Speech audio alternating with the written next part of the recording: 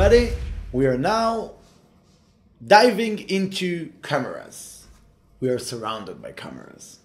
I'm talking to a camera. This little drone here with a stabilized 3-axis gimbal camera, a GoPro camera, 360 camera. I'm holding in my hand a phone, an Asus phone model.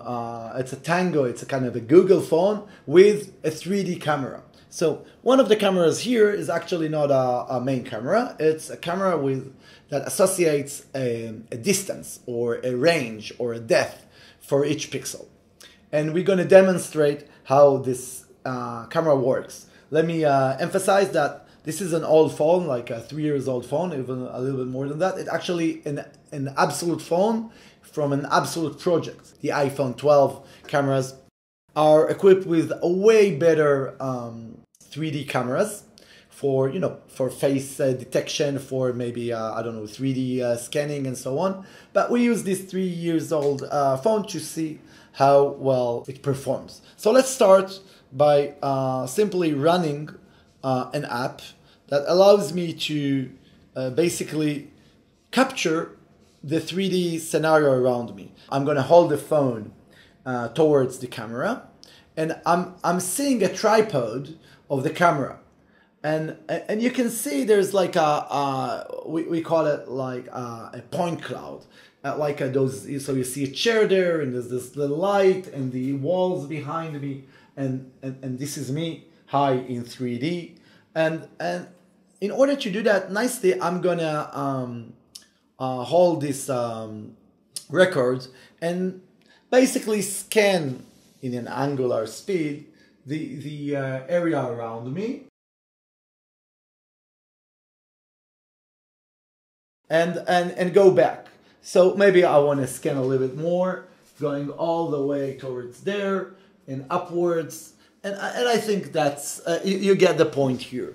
There's I have a table here, and let me go a little bit backwards, and so I have a little bit of the floor, I have a little bit of the ceiling, and I think that's enough. So let's stop that.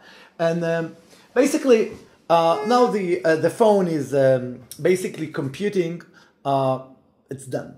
It's computing a 3D representation or a point cloud where there's the geometry, those points in terms of the range from the 3D camera, and there's this color sensor, which is a camera, which assigned a color to each of those depths, and some combination, because for in terms of accuracy, it might not be as accurate. So sometimes you might get to the same, same point, a different range, or same point, a different color.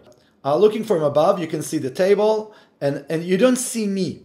The reason you don't see me not because I'm invisible, but we're moving while doing that.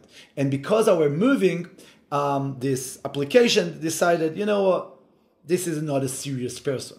Indeed, I'm not gonna have it as part of the geometry of the room, but the wall behind me, the camera, the other things that remains in the same position were interpreted into 3D geometry. So you can see the camera, the lamp here, and all the other things, the table, and other stuff that are here. And you can see some places, some locations are missing parts. Obviously, some parts I was not actually shooting because it's like 360, and some other parts maybe I did shoot, but for like in a fast manner, or just swipe over that, or maybe it didn't have enough feature points, or the 3D was not good enough. So the app decided it decided not to have that thing in 3D. So you can see the green wall behind me.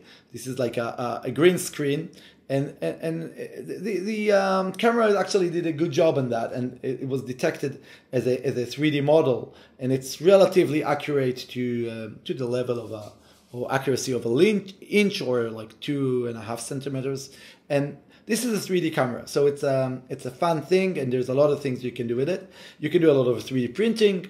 You can have some sort of art design, and gaming, and virtual gaming, and other stuff. Right.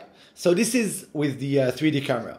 Another thing you can do with the 3D camera, which are not as obvious as gaming or just doing some designing, is having a good perspective of, in terms of robotics, of the geometry around me. Consider, I don't know, a vacuum cleaner. It scans some of them are scanning with a LiDAR, like a 2D LiDAR, the room, and then they know where are the legs of the chair and where are another obstacle, and not just they avoid the legs of the chair or the piano or whatever, they position themselves with respect to those obstacles in a process named SLAM, which is actually the very last topic of this course.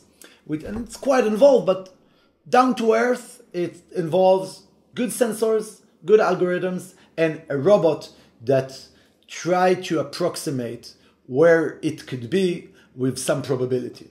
And it continuously try to map the world, locate itself or position itself within the world, and then constantly repeat this process.